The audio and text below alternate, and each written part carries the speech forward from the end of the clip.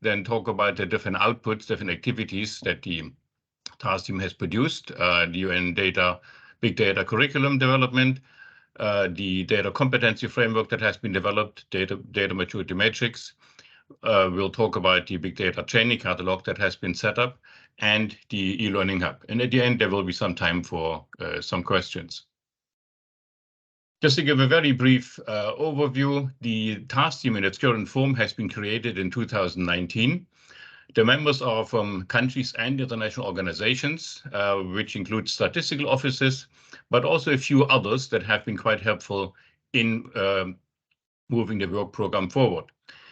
The task team, compared to the other task teams that exist under the UN Committee on Big Data and Data Science and Official Statistics, has an overarching character. So we're not looking at just one specific type of big data or one specific set of applications, but we're looking at general support to other task teams in terms of training methodology, provision of assistance to training, developing training materials, and also the actual distribution of the training materials. We're also providing support to national statistical offices when it comes to big data, especially in the area of training capacity building. And we're also supporting the regional hubs that have been set up.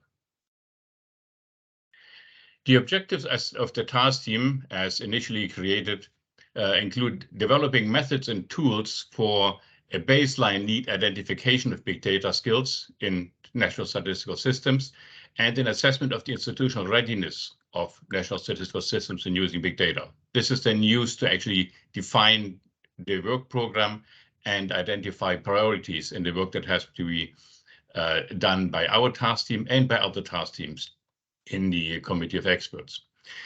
We had also one of the objectives to build a competency framework for big data acquisition and processing in the current data landscape of statistical systems. And we'll hear about that a little bit later on. We also wanted to identify and analyze the existing supply of training of data scientists in academic and other centers. We wanted to review experiences and lessons learned from different organizational structures and data science governance across national statistical systems. There are still some very interesting parts of this work stream that are going on. We also intended to provide guidance on the development of a training program, especially to or primarily to other task teams, but also to those outside. One of the main objectives of the task team was also to coordinate training plans. So we have done this, especially again with the other task teams. And we also wanted to coordinate the support for the regional hubs. One of these little activities that we do in this work stream is, for instance, to start with a series of webinars. The work is being carried out right now in 5 subgroups. The work program is adjusted every year according to current needs and new emerging needs. The 5 subgroups that currently operate are: one on development of big data curriculum and guidance for the development of online training courses. We have a subgroup working on the big data training catalog. The initial development has been done, but we have to update it now all the time. We are working on, we have a subgroup working on the big data maturity matrix as an online version, a self-assessment tool for countries.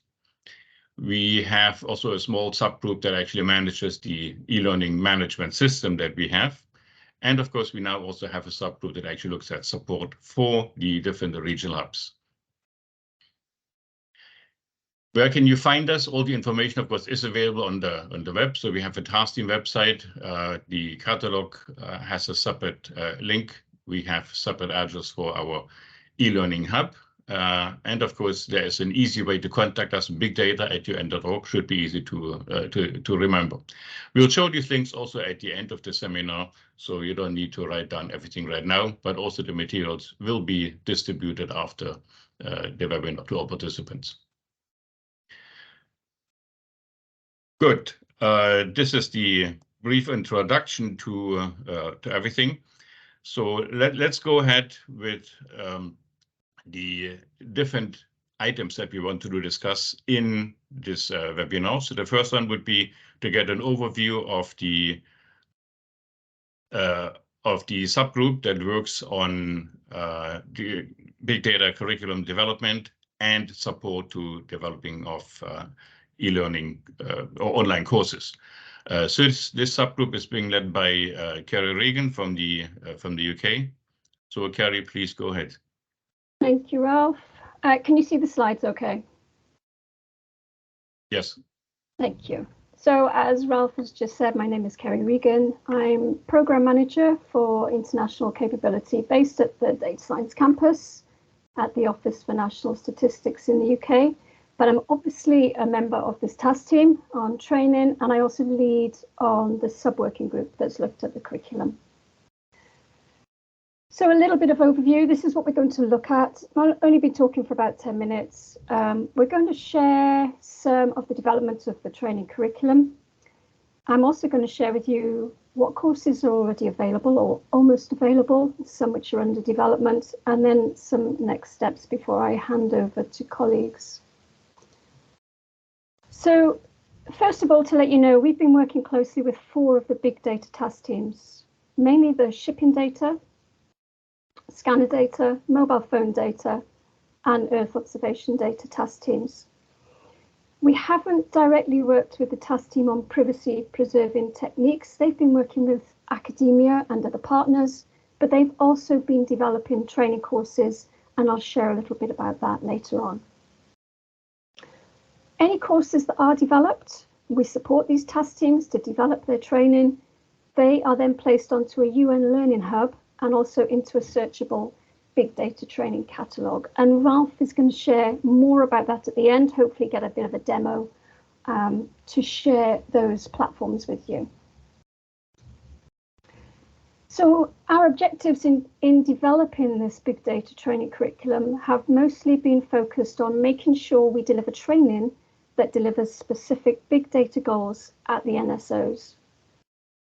We've had to consider different knowledge areas, different audiences across the NSO, and different proficiency levels that already exist. It's quite a complex network to navigate. We've also looked at making sure any training courses map directly onto the competency framework and the maturity matrix, and colleagues are going to share more with you on those 2 products in a moment. But the primary goal has been to make sure this training is available to everyone, is free of charge. And we'll share with you where you can find that later as well. Okay, this looks a bit complex. This is a snapshot, a screenshot of the big data training curriculum. And now this is our tool. This is what we see. It's a bit of a matrix looking at all of the different topics. And this has come from consulting with those 4 big data task teams that we talked about first.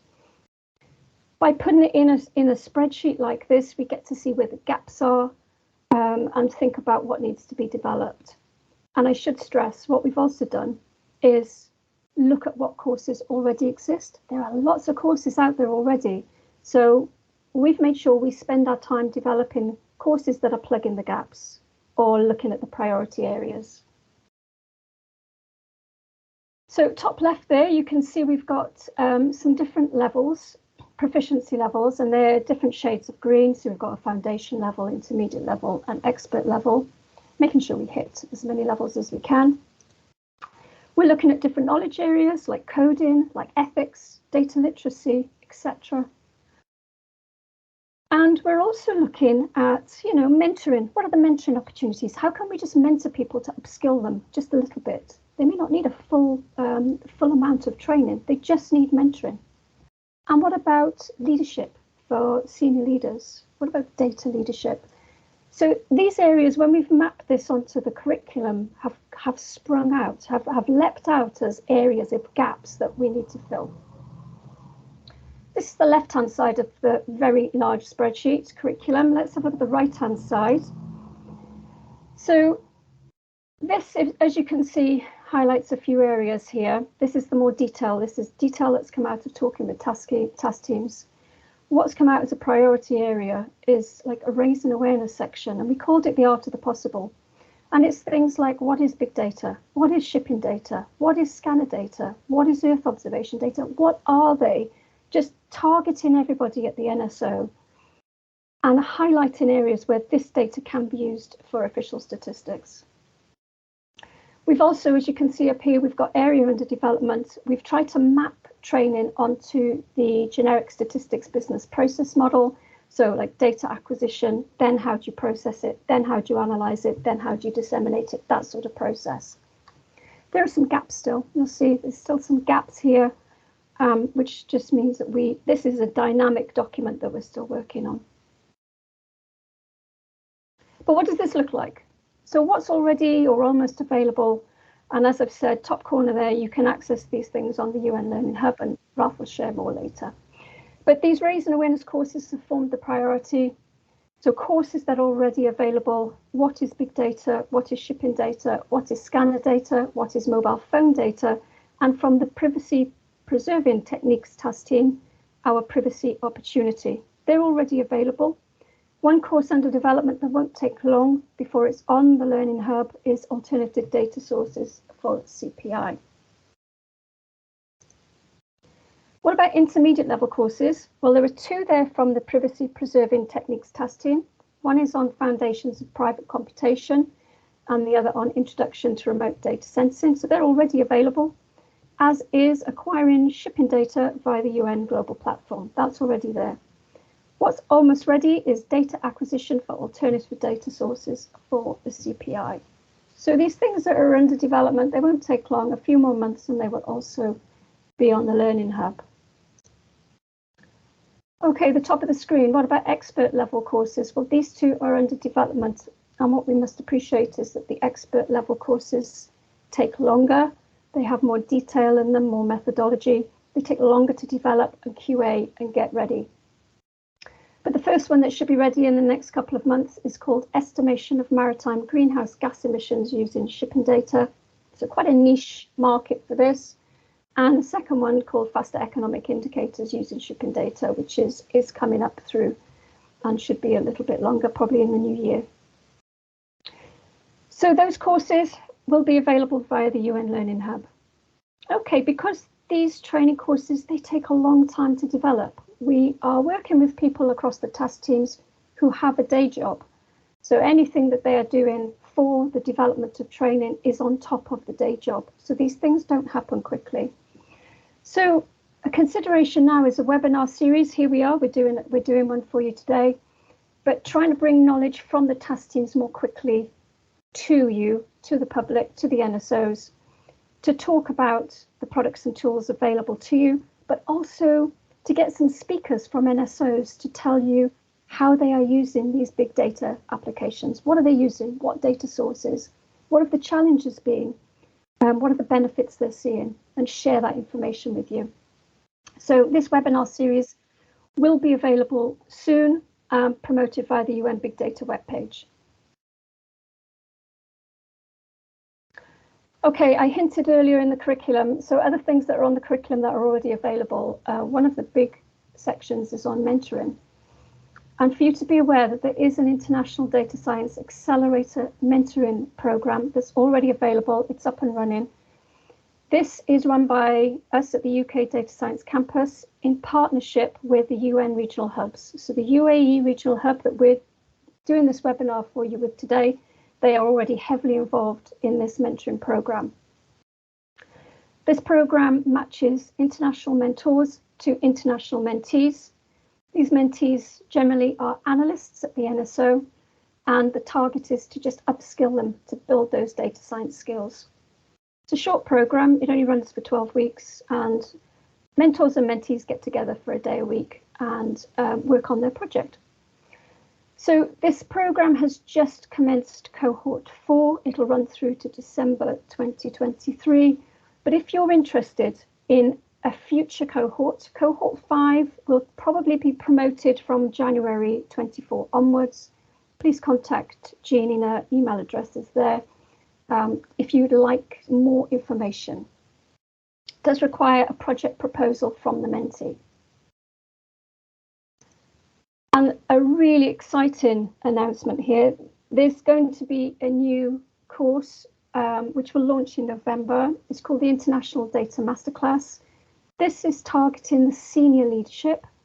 not just at the NSO, but across the government. It's trying to support non-analytical, but it can be used for analytical policy leaders to put data at the heart of decision-making in government. It's delivered across 3 modules: data-driven decision-making and policy-making, communicating compelling narratives through data, and data science and new frontiers. We think it's a really exciting course and something that needs to be promoted. It's delivered by, I should say, globally esteemed speakers through keynote talks, some international case studies and articles, and we're really excited about it. And we will be launching this, we'll be shouting about this across Twitter and all platforms during November. So watch out for this one. Oh, and it will also be available on the UN Learning Hub, so free of charge for everybody. Okay, next steps before I close is simply to continue working with big data task teams to talk to them about their curriculum, help them with their course development, but of course also want to bring this webinar program to you as quickly as we can and make it really interesting and informative for you. That's me, thank you. I will close and stop sharing, and I will hand back to Ralph. Thank you, Kerry. So we will have some time for questions at the end. So we're just are going to move ahead with the presentations now. The next one would be on the competency framework, and Dominika Nowak from Statistics Poland is going to introduce us to this topic. Please go ahead.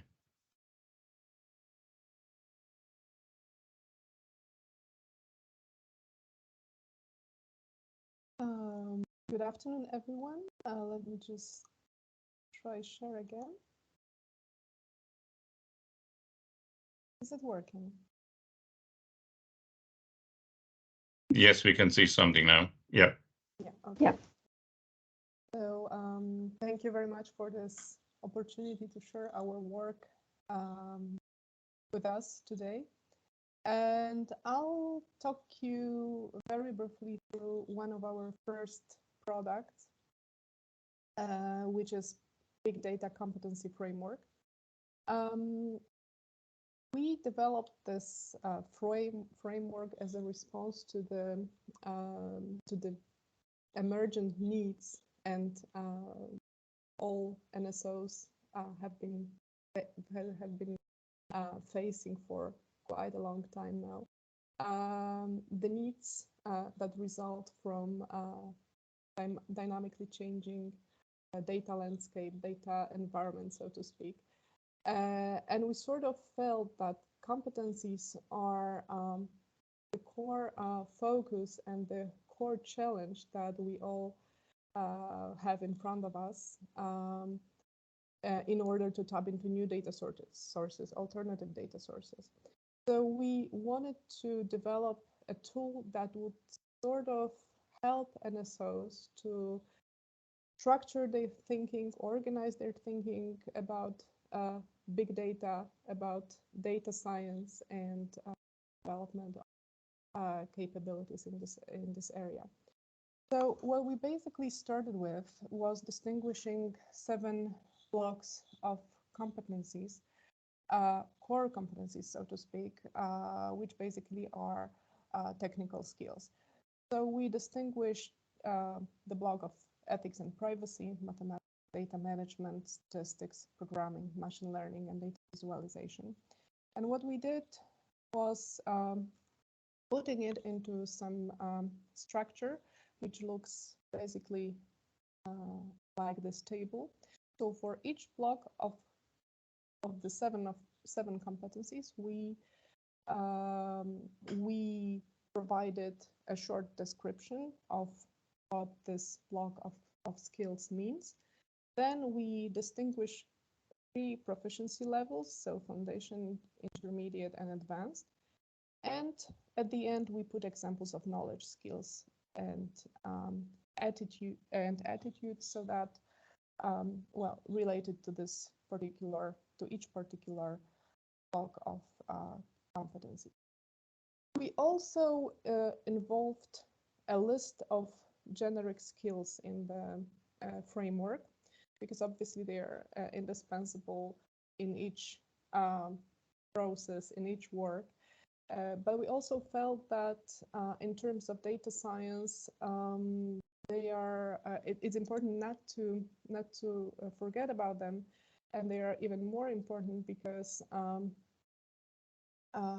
sometimes the work we're doing as data scientists is not all that well understood by our colleagues, by our constituents. So it's just crucial for our organizations to keep in mind that this set of skills needs to be developed as well alongside the technical skills. But these skills are not the main focus of the framework. So I would just like to underline it that you will not find the elaboration about these skills in the document. So how can we use big data competency framework?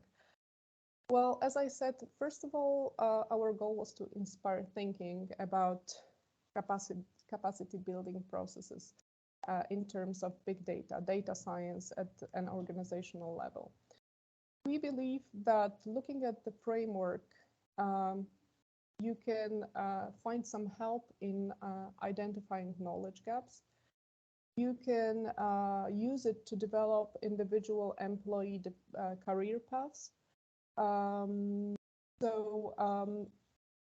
If you think of some development programs for the staff, you can sort of take, looking at their profile, take what's in there and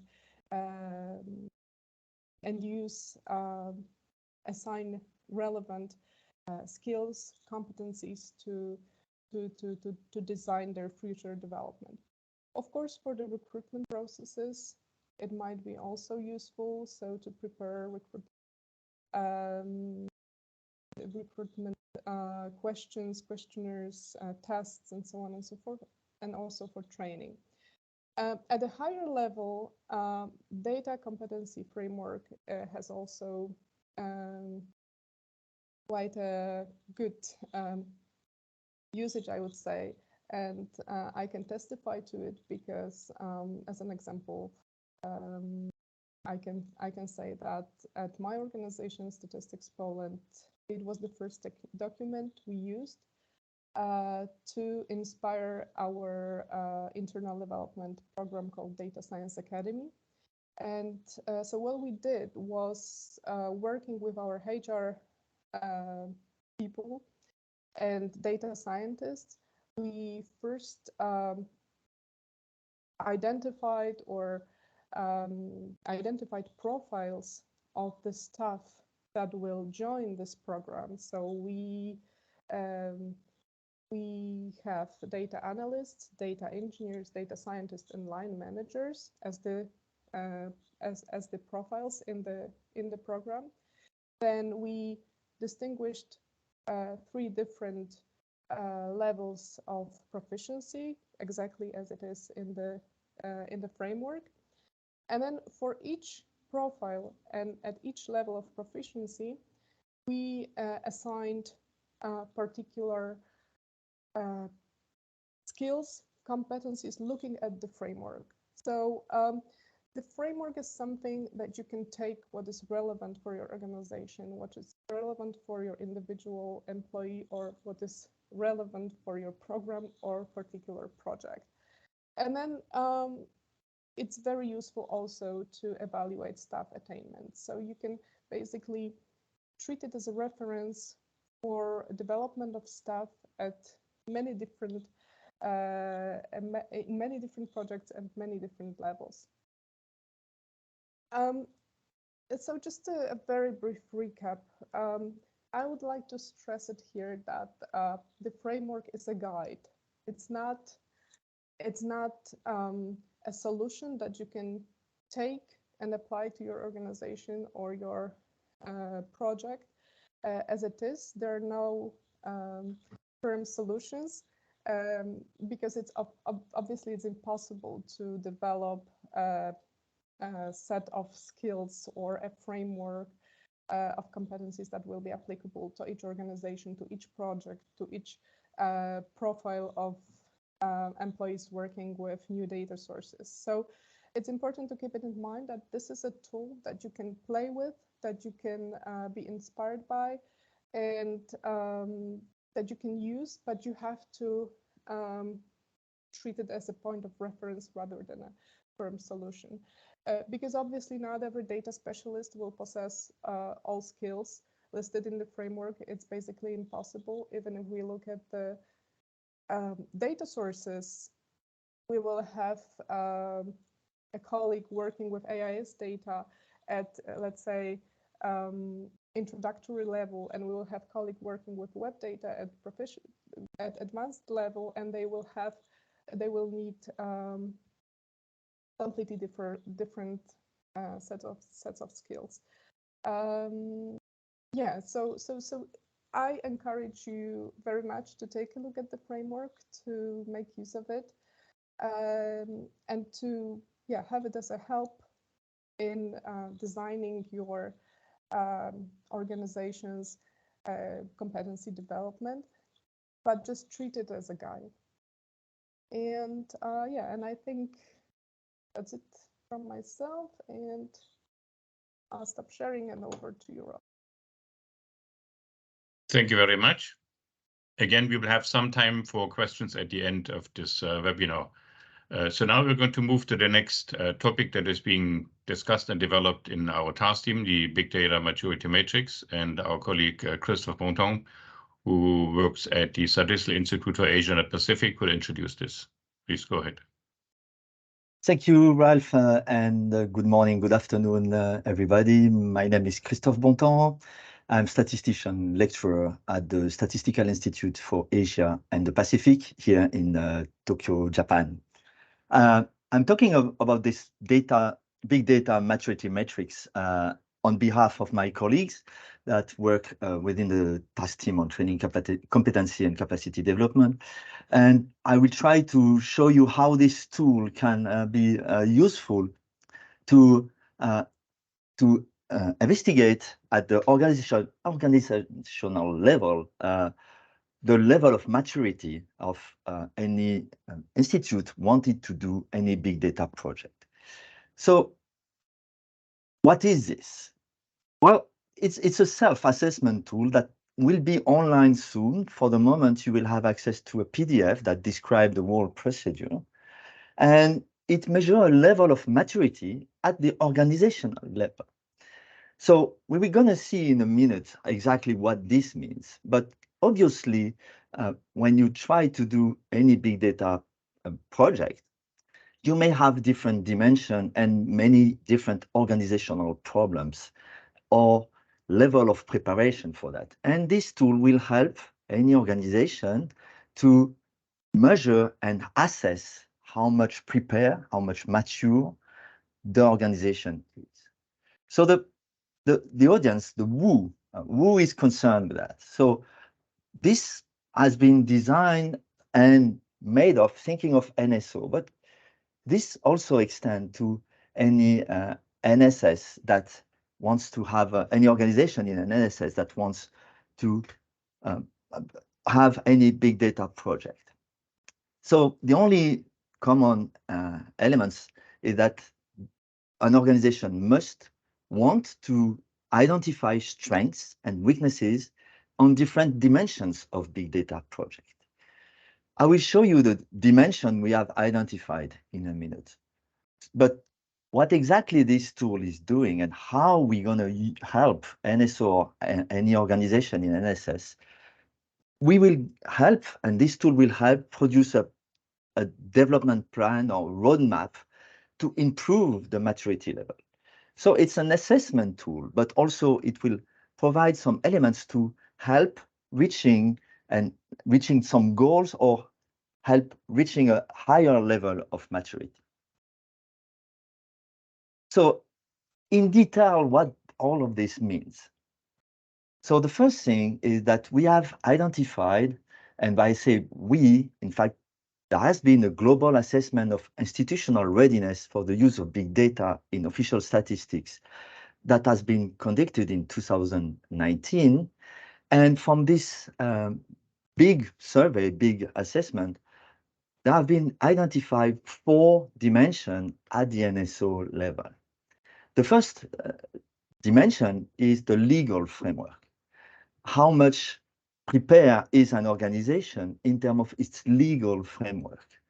That's something that is super important, more and more important, I should say, nowadays.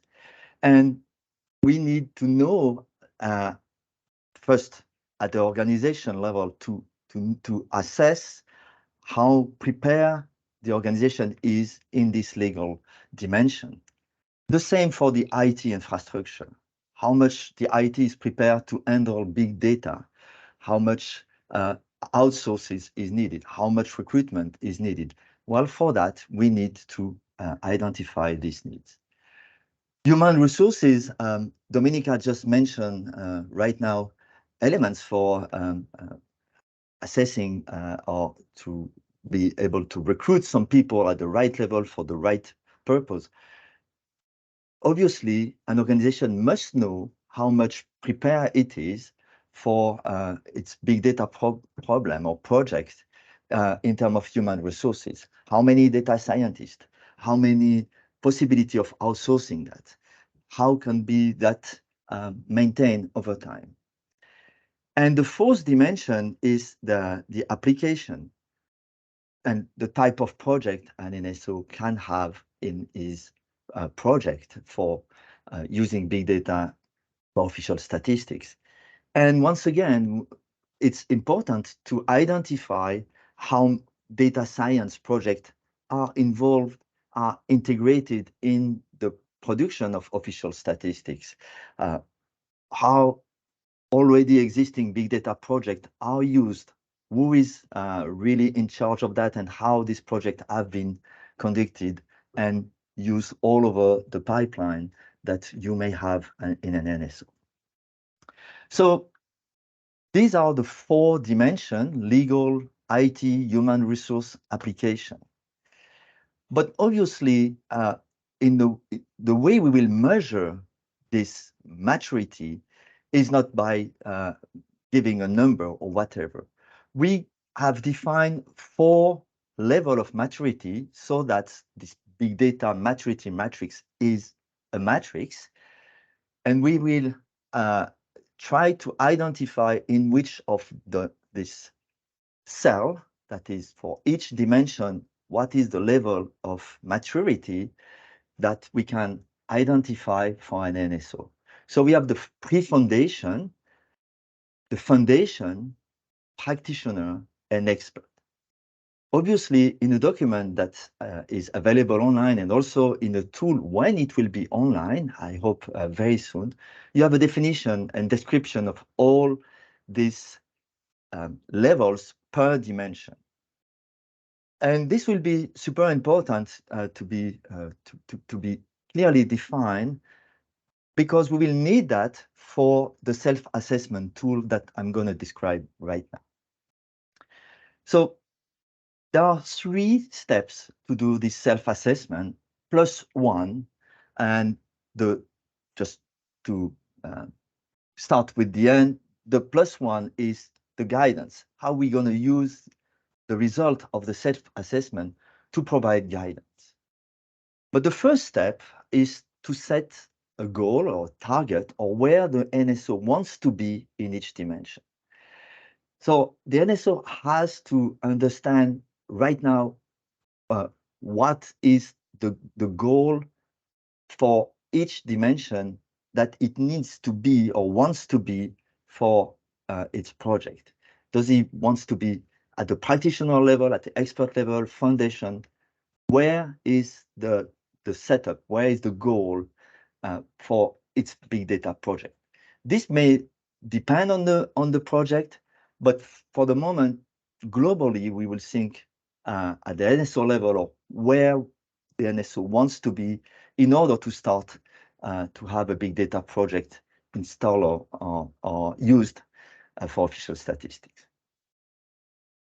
The second step is to answer question using the tool that I'm gonna show you in a minute, answer questions that establish where the NSO currently is.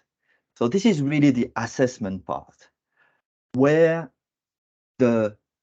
what is the maturity level, the current maturity level of the NSO or the organization within the NSS, where you are. And for that, there will be several questions for each dimension, and depending on the answer to each question, a level of maturity, either pre-foundation, foundation, practitioner, or expert, will be computed and established by the tool. Obviously, since the NSO has set a goal and the tool will provide a level where the NSO currently is, there may be some gaps. And that is the third step. So the first output of this tool is to receive some information about the gaps. What is the difference between the goal set for having a big data project and the current situation? It may be that the goal and the current situation coincide. That means that in that dimension, you are ready to go. But in some dimension, you may have some gaps. And for that, you have to take actions.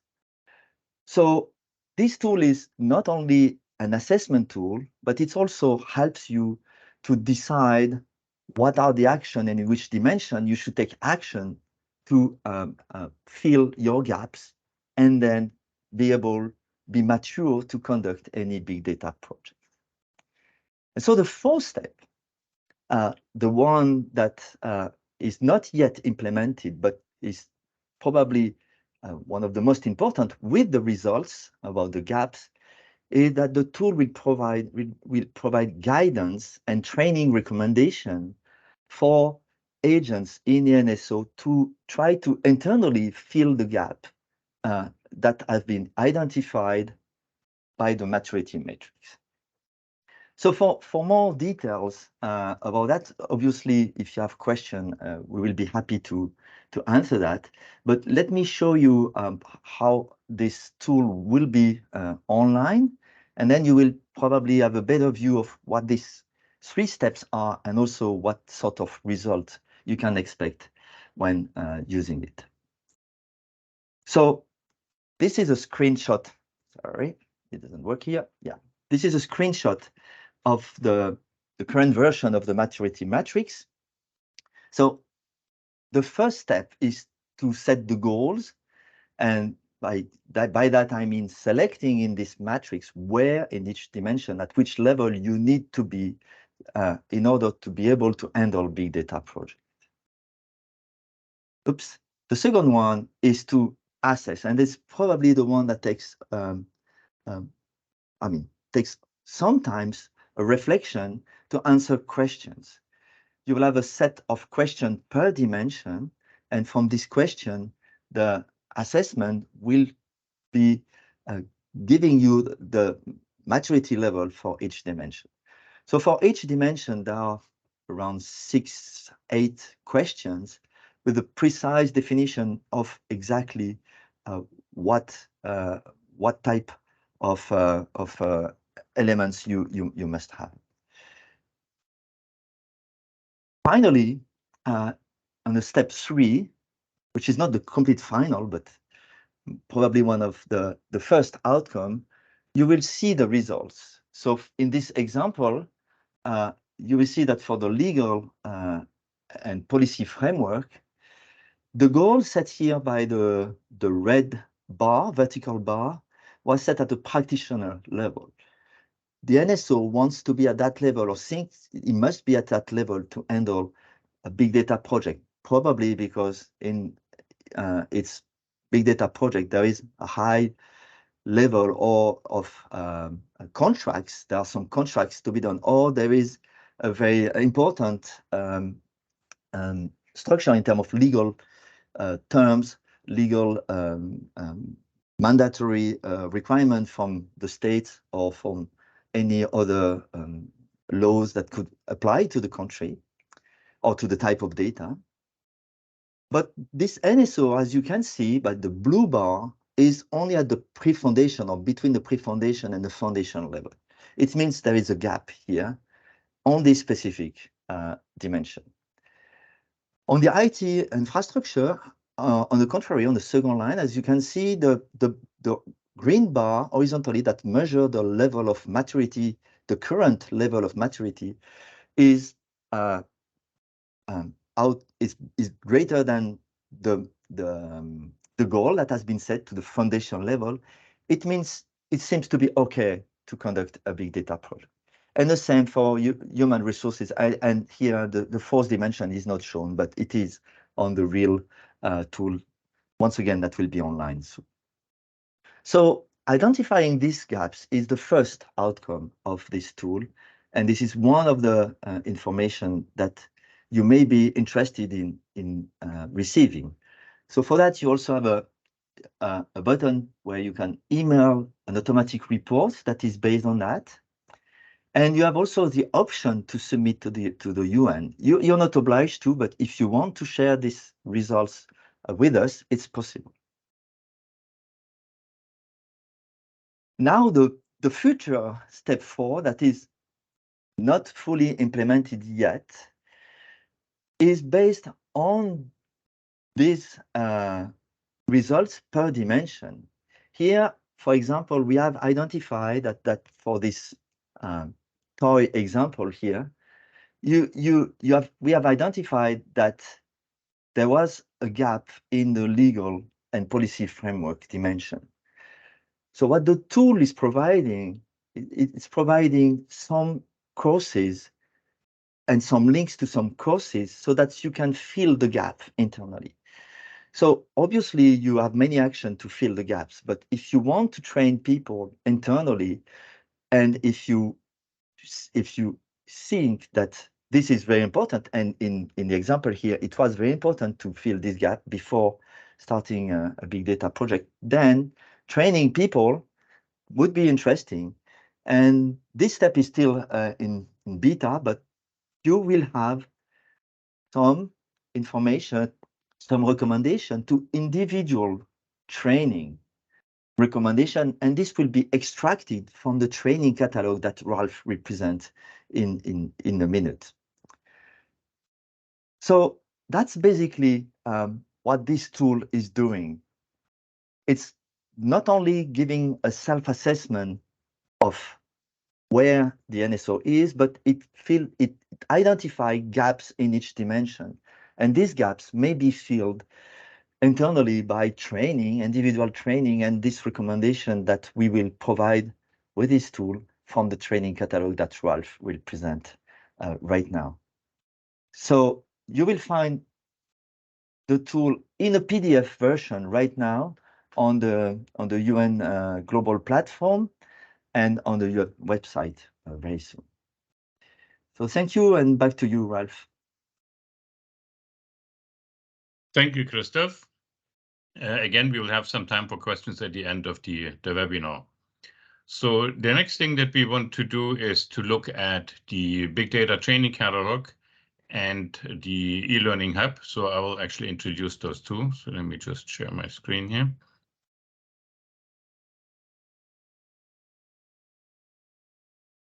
Okay.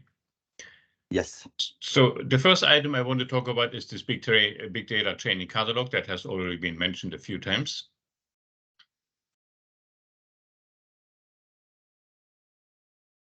If we just remember the three presentations that we just had, so we have seen that there are already a number of things available that help with developing skills. And we have seen that there are tools that help individuals identify the skills that they need to develop to use big data, which is the competency framework, and also tools that help the national statistical offices and others, of course, to identify strengths, weaknesses, and gaps in their big data readiness. So this would be the maturity matrix. So we also know that there are training resources basically coming out of the work on the curriculum development. Some of them are existing, some of them are under development. But these training resources develop or improve certain skills that are being referred to or referenced in the competency framework and the maturity matrix. So the question is, how do we link these different processes now, these different projects that we have in our task team? So the assessment of existing skills, targets, and gaps needs to lead to recommendations that actually bridge these gaps. And the curriculum development actually leads to resources that can address skill improvements in certain situations for a well-defined audience. So we know that there is a bridge between those, and we know that there are resources out there. But how do we find these training courses, materials, other resources that are out there that would support individuals and NSOs to develop these skills and bridge the gaps that have been identified? For this, we have set up this big data training catalog. That's the entry page. We'll look at that in a moment. But what does this application of the big data training catalog do? On one hand, it provides a list of courses and materials that can be searched by different criteria. We'll see that in a moment. But we also have a different way of looking at it, extracting information, which is through identifying a personalized learning path that is actually based on someone's current specific circumstances and goals. So I would have to identify myself in terms of what is my function actually in a project that's coming up. What topic do I want to tackle in improving my skills? And what is my current level of knowledge and where do I want to go? How far do I want to develop myself? So this learning path really then extracts certain types of information from the big data training catalog, and it actually uses the dimensions of the competency framework. So there we have the link to the other work that we do. It uses the dimensions of the competency framework actually to do the selection of information that is in there. So let me just go. So this is the opening page of the Big Data Training Catalog. I could just go through and search the catalog, just type in any word that I'm interested in. Let's say I want to find everything that has the word phone in the description. So this would be then giving me a list of courses, a subset of the total of about 300 that we have in there right now, that would actually use the term phone in their description. I can see what this actually does. There's always available a link with some additional information about the course, short description of what the course actually does, the actual link, but also some of the basic characteristics. I'm not going to go into this now. This would take too much time. But I can actually link, and this, for instance, would be a course that is actually linking to our e-learning platform. So this is one way of looking at it. I can just search, but I can also do a search by some other criteria. For instance, I may be interested only in courses that are free. I don't want to spend too much money in it, and I want to have courses that, let's say, take a day or less. I just want to get like brief introductions, for instance, to certain areas. So if I do this, then I get a subset. In this case, for instance, it's 28 courses that would meet these criteria. Of course, I can also link this to additional criteria. So if I want to put, for instance, mobile phone data or AIS or anything on ethics in here, I would always get a subset of these courses. But this is just one way of looking at it. If I already know what am I looking for? Am I looking for courses on, let's say, programming, courses on AIS data or anything like that? There's this other option that I mentioned, the personal learning path. And this actually asks me some questions and then allows me to extract a subset of the courses, materials that we have in the catalog that would actually be more appropriate for my needs. For instance, let's say I have started a new job as a data scientist, and I have been asked to work on a scanner data project. But I need to know more about ethics and privacy that may be involved because I have not been exposed to that before. So I could say, well, I have no knowledge right now, but I want to get up at least to the foundation level. Now I could always go higher, but let's just take this first step. So if I search this, I would get a subset. Now in this case, it's only 11 of the courses out of the 300 that we have in the catalog that would actually relate to this issue of ethics and privacy when I want to look at work with scanner data in the function as a data scientist.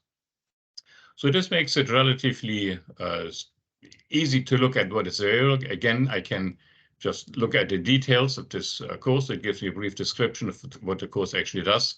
And from here, I could also link to the actual course and start if I'm inclined to do so. So this actually helps in identifying what are the courses that are really related to the project that I want to start, to the skills that I want to develop, and the level at which I am currently. So of course, this gives me a selection of courses here, but I can also say, well, I don't want to take all of them, but if I look through, I think this and this and this may be the real ones that I want to follow. So rather than every day going through and selecting those courses, I can actually save this selection. So here I have now 3 courses selected. So it allows me then to download a short description with the links, of course, for these courses, so that later on I can always go back to this first selection that I made. So that makes it a bit easier to work with the big data catalog, because it does not require that I already know something about the description of the courses that I want to take, but I can actually be presented with a subset of courses that are more relevant to the situation that I'm actually facing.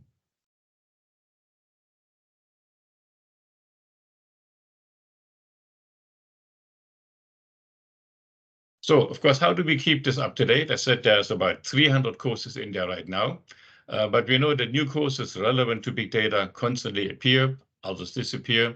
There will be targeted courses for specific data sources or specific applications, but there are also general courses addressing prerequisites, often in the area of programming. We also know that many course providers exist. So what our task team is doing now is, of course, constantly working on identifying new courses that will be added to this catalog. But we're also going through and check whether all the information is still correct. Some of the courses disappear after some time. They may change. Sometimes we also see that a course that used to be free now charges $50 or more. So we are always trying to update this information. We're actually in the process right now of doing this. So most likely in about 2 weeks, we're going to have a new instance of the course contents out there that can be searched. So, but apart from our task team actually doing the work to go through, find out what is new, we also allow users to recommend new courses that can be included. And users can also evaluate courses that they have taken in there to give some feedback on whether they think the courses are really good, really valuable, really provide the information that we thought is in there, but also whether we think the courses have been correctly linked to the search criteria that we have put in. So for instance, we may have, as I said, in our selection process, something that gives us a number of courses on ethics for scanner, but have a look through. So, well, yeah, it has ethics in the title, but it's not really applicable at this level. I think it's not a beginner level. It's more an expert level. So you could provide this feedback so that we can actually correct the information in our catalog. So these options are here. So for instance, if you want to add a new course, I can always make a recommendation. I can say I found this course, and our task team will then, of course, take that information, evaluate it. And if we think this is a good suggestion, we will actually include it in the training catalog.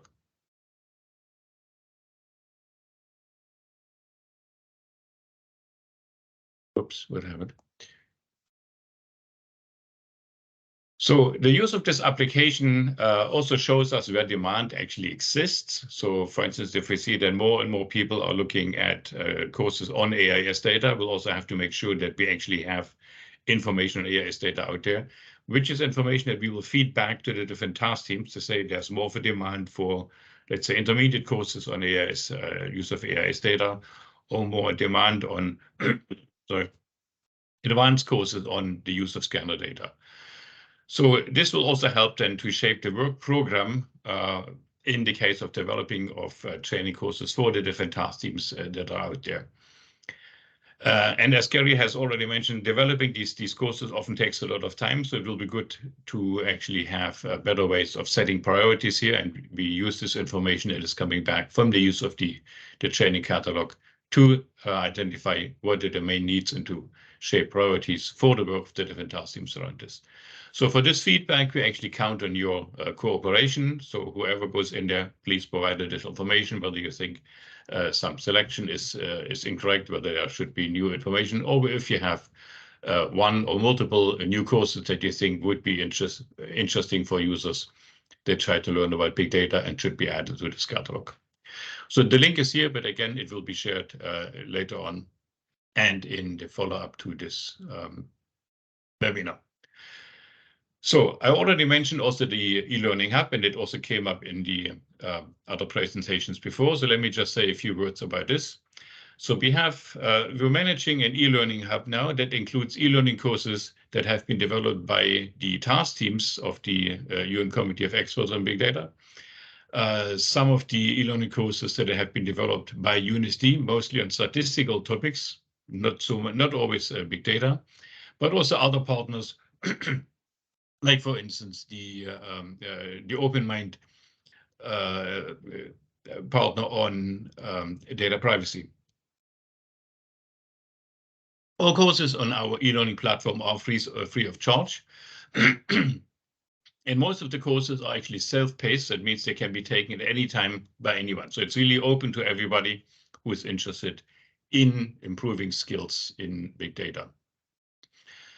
So in terms of big data, we have currently courses on general big data concepts on the AIS, the Automatic Identification System, scanner data, mobile phone data, and on privacy preserving techniques. But we're also looking at actual training courses on a few other topics, for instance, on the access to privately held data, which is an important element in some of these courses, in some of these different work areas.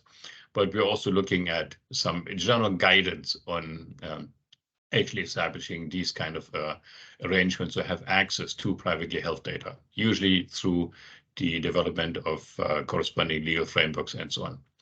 We have quite a number of courses that are still under development. This is the link, and let's just take a very quick look at the platform itself. So once you log in, you'll actually be presented with this menu. So we have under the heading of big data, what is big data? So which is the introductory course that actually has been developed by our big data task team. We also have courses on the automatic identification system. So there are two courses now. One is an introductory course and one is AIS data. We also have then already a more technical, that's intermediate level, course on actually acquiring the AIS data through the UN Global Platform. And we have two other courses that you cannot see here right now. I didn't want to log in with my admin account because then you will see too many other things floating around. But there's two more courses actually being developed here. One may be actually coming up within the next 3 to 4 weeks. So we're just working on some recording issues there, which is actually the use of AIS data for the estimation of greenhouse gas emissions from ship traffic. And there will be one on faster economic indicators. So we also then have scanner data. Again, there's an introductory course available, but we already have a draft format of one course that actually looks at the acquisition of scanner data and extracting the value or the relevant information from these data sets that can be obtained. The same is true for mobile phone data. We have an introductory course, but additional work is already being done. Not to the point that it comes out in the next few weeks. The scanner data will be out in the next few weeks, actually. For the mobile phone data, it will be based on the handbooks that have been developed on the use of mobile phone data for a number of different applications. But we also have the privacy preserving techniques. And right now we have 3 courses there, basically all developed by OpenMind, that deal with privacy issues at different levels. So there's an introductory course, but then there are 2 that are at an intermediate to advanced course, actually.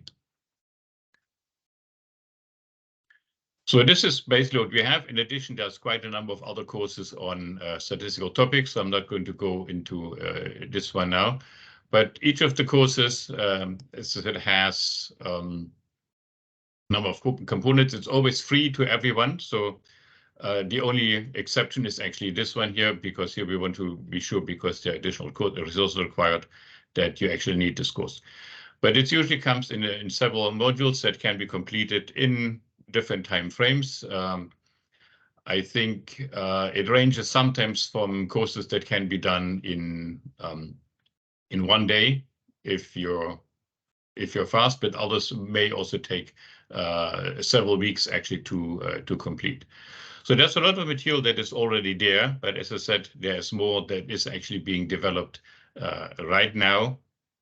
And within the next few weeks, we will actually see an increase in the number of courses that are available. So I think that is it for now on these two topics. Let me just stop here. So this takes us to the end of the introductory presentations to the different work streams of the task team. And we will now have some time for questions and answers, and René will take over the organization of this part of the webinar. Sorry, just give me seconds.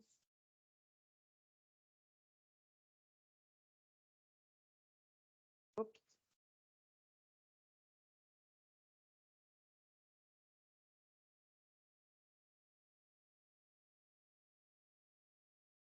Okay, so this is basically it's Q&A. We have a few questions for you. Sorry, just give me 2 seconds.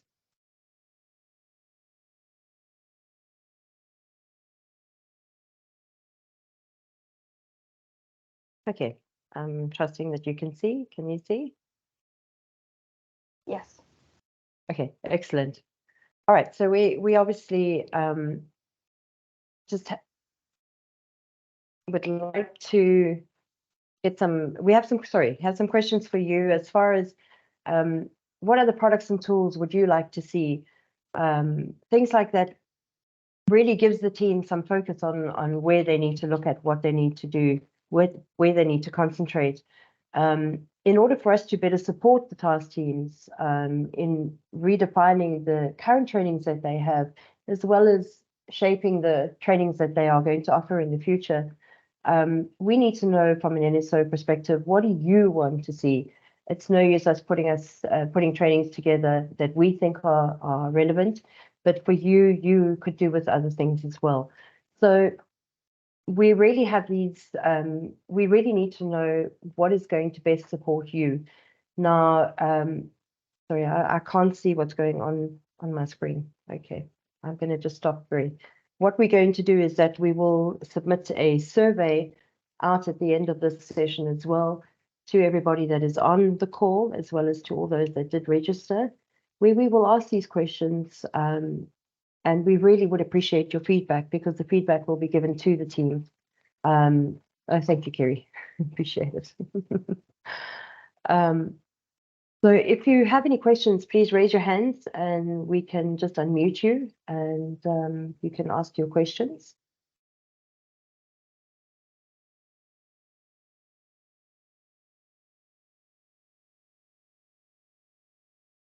Okay, there doesn't seem to be any at the moment. All right.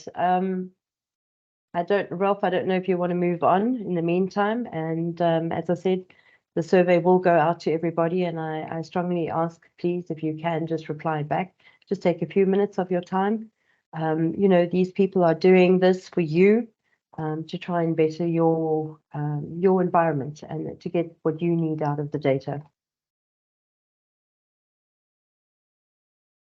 Ralph, over to you. There's a question in the chat.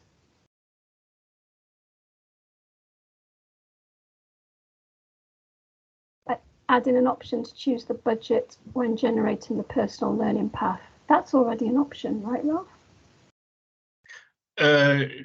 No, that's a good suggestion. No, it's not in the personal learning path. If you just search for courses, of course, you can do this. We have different brackets for prices of courses that are being offered, but we don't have it in the personal learning path. That's certainly information that we can take on. I see that this is often of useful information to discriminate between the courses or materials that are out there, because we have quite a few that are free. Others come at relatively low cost, but we also have courses that cost in our top bracket, which is more than $400. So all the options are there. And of course, we also know that not always more expensive means that it's better. So there's not always a guarantee for that. Of course, the best courses come from our task teams, and they're always free. Shameless self-promotion. And I think all the NSOs are looking for free. Well, it's understandable. Everybody, of course, has to look at the budgets that are out there. Also for an organization, because you probably also want to train more people, so that, of course, will multiply the cost. So, of course, there's always an interest in keeping those things in check. I should probably also make a small comment here, because when we look at the big data training catalog, which is now visible through this learning path, this is for individuals. I can say, I am working in this function, and this is what I want to do. And there, of course, there are a lot of resources out there, and we try to capture what is most relevant for us. This gets a little bit more difficult when we look at the maturity matrix, because there we're looking at gaps that the statistical office has. And when you identify those, there are usually not training courses out there where the statistical office can go to get trained on topic 1, 2, or 3. So it will be individuals that have to be trained, but there is more to it, because I think this is a good example, a statistical office, where the total is bigger than the parts. So I can put in top people in my organization, but if I don't have the framework for them to work together, I don't have the infrastructure, and I don't have the skills to actually put them together to work together in the right way, all the good knowledge of the individuals will not really translate into a very well functioning statistical office. So there's something in addition that we need to address, and that's actually something that we're working on right now, to find better resources and how to describe these resources that NSOs can use once they get the information about the gaps back from the maturity matrix. That's something that keeps us very busy now, to identify what are the best what's the best way of identifying tools that or resources that NSOs can use, and to make them then available through this maturity matrix application. It's a slightly different game. Rob, can I just have a question as well, as far as what certification do they get once they've done the course? For all of the courses that we have, we issue certificates in the end. Typically, there is a short test at the end, so it's not only watching a number of videos or clicking through a number of slides. You also have to show that you remembered something. Of course, that level changes once you move up. So for an introductory course, we really just want to see whether you basically understood the basic concept that have been introduced, nothing overly complicated. Once we get into more advanced courses, the tests also become quite a bit difficult. We're not there yet for some of the big data areas, but for instance, for the courses that we have on statistics, there are some that are quite difficult in terms of the exams. But at the end, there's always a certificate that, of course, you can show, and we also actually issue these certificates with a verification code. So if you submit this to your office or wherever you need it, they can actually verify with us that this is really a certificate that has been issued by the UN. Excellent. That's great. Can I pick up on a question that's come in as well from Shady? The cohort, I presume we're talking about the mentoring program. Does it have to be a group or individual? Well, it can be 2 or 3 mentees, but they would come forward with an idea for a project, and they would submit that through a formal process. Does it have to be as an organization or open to any? It would have to be 2 or 3 people, 1, 2 or 3 people from an NSO. So it targets NSO staff or NSS, the wider National Statistical Service staff. And it would seek some sort of approval from your line managers. that they know you're applying for this, because obviously they have to secure some time for you to do the project work with your mentor.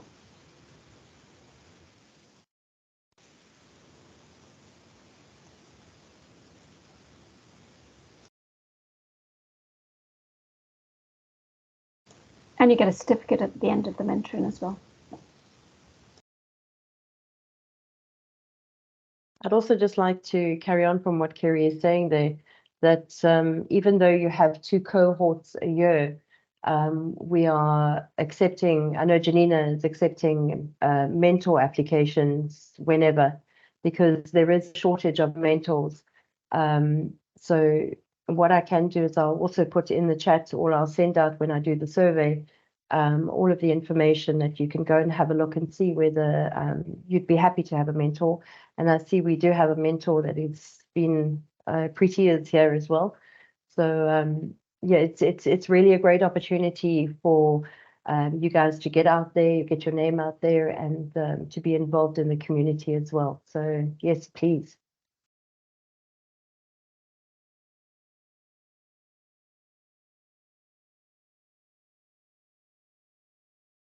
Okay, if we don't have any other questions or comments at this time, let me just bring up, let's see, can I override the share here? Yeah. The contact information that that I showed earlier. So there's the task team website that actually provides more information about the work that our task team is doing, the link to the training catalog, as well as our e-learning hub. To use anything on the e-learning hub, you have to register, but registration is free. So you just have to put your name, contact information so that we can get back to you. So this is literally done in a minute. And then you have access to everything that is in the e-learning hub.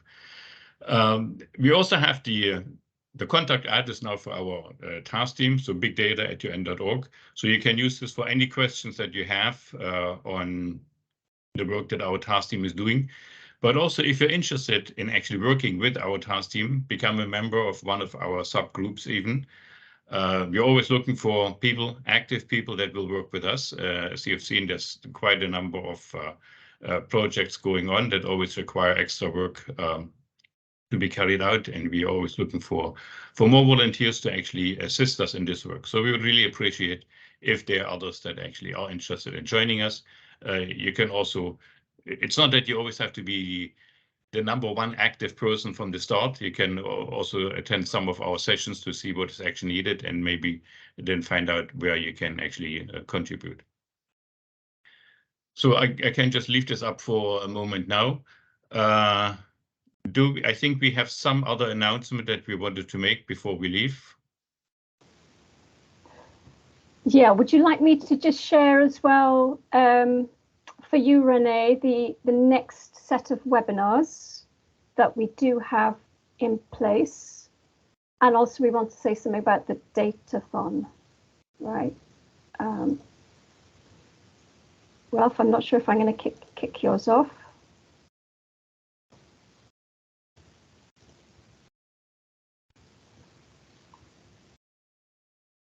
Can you see what I'm sharing? Yes. Yeah. And I haven't gone into screen mode, the show screen mode. So, I mean, for Renee here, so through the regional hub here at the UAE and hosted by FCSC, will be 2 further webinars that are all, and there will be more. We hope there will be more. 18th of October will be mobile phone data task team coming to share with you what they're doing with mobile phone data. Some really, really interesting stuff. Through applications and with NSO experiences to share. And on the 23rd of November, the scanner data task team, exactly the same, not just scanner data. They also talk about web scrape data, APIs, administrative data, but they can also showcase what's happening at certain NSOs with the data, which is really exciting. And then the datathon, I've hit the wrong button, the datathon, apologies, is approaching. We've been asked to shout about this. From the 3rd to the 6th of November, and you can be anywhere. And Renee, you may want to say something about this, about what UAE is doing, please. Okay, so from the 3rd to the 6th of November, we have the UN Datathon that's happening. On the 3rd, which is a Friday, we will be having a satellite venue. It will be at the Future Foundation, which is at Emirates Towers. It will be from 9 in the morning until 12. We will have a bunch of, well, a set agenda where we will have people that will come and give some speeches. We will have some of the groups that were there last year as well. We have the mentors that are going to be there. So really, we just encourage people that to register for the Datathon. You have, I think it's exactly 4 days until the end of this month when registration closes. From there, you will get an email from the Datathon team accepting your application in your teams of 3 to 5. And then it's a case of coming and coding. So unfortunately, due to the time differences between us and Montevideo, the data sets will only be available at 10 o'clock on Friday night. So we will have our session in the morning, and then in the evening you can continue. We will have Coders HQ that will be available for the rest of the weekend as well. So people who want to get together, they can come to Coders HQ and come and do your hacking from there, or your coding from there. But yeah, we're pretty excited. We've done it 3 years in a row now, and we really look forward to everybody participating. Thank you, Renee. And I've just shared those links into the chat. And obviously we'll be on the slides when we share them. Yeah, all this information will, of course, be shared shortly after we're finished here. Yeah, so this is also a good example of other things that are happening actually in the work on big data. So there's a lot out there. Question, of course, was already answered, how to contact us. It's through this big data at UN.org address. And it said we're always interested in getting more people to work with us. And I mean, not only our task team. So if you're, for instance, interested in working with the scanner data task team or with the AIS task team or the Earth observation task team, you can also use this address and we will then direct you to the right people so that you can get in contact with them and start information, obtain information there. I think this takes us to the end. So thank you very much, everybody, for joining. I hope the information that we were able to provide was useful. Thanks to all the presenters as well. And we have just seen, so there will be a series of webinars actually following. So this was just the first one to introduce one of the task teams. So there will be the next one in the middle of October on, it was the mobile phone data, no? The second one. Sorry, no, I don't have the schedule here. Well, anyway, so Renee is the one that will always remind everybody what's coming up and send out the information. So thanks also to Renee and her team for setting this up, for providing the virtual venue for this webinar. Thank you very much. So again, thanks everybody, and I'm handing back now to Renee for any closing remarks that you want to do. Thank you very much, Rolf. Just thank you guys, you and Kerry and the rest of the team and Christoph, just for spending time, and shame for you getting up so bright and early in the morning, being in the US. And also just to everyone else who attended, really appreciate it.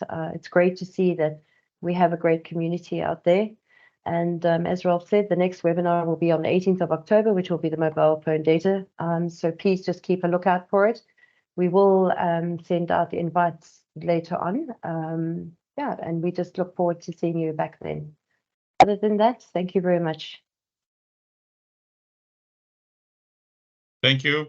Bye-bye, everyone. Thank you. Bye, everyone. Bye. Thank you.